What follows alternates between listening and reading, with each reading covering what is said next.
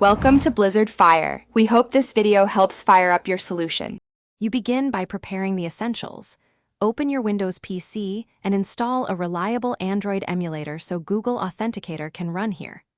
Once installed, make sure you have the account's 2FA setup screen visible or a provided QR image file. Also keep backup codes handy. You need admin rights to configure the emulator properly, so confirm that now. This gets you straight into action. Next, you'll map the camera or import the QR file into the emulator and run Authenticator.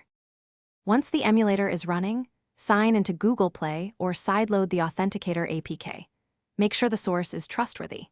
Then install Google Authenticator inside the emulator and give it camera or storage permission so it can read QR codes or access image files.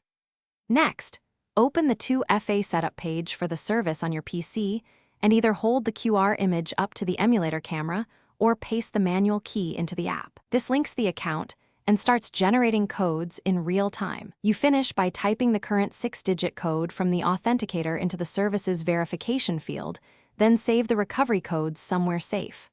Once done, test signing out and back in from a different browser to confirm codes work. If codes fail, make sure the emulator clock is synced with internet time. Incorrect time is the most common issue.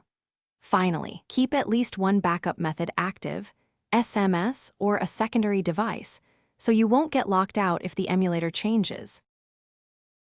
Thanks for watching. If you found this helpful, don't forget to like and subscribe.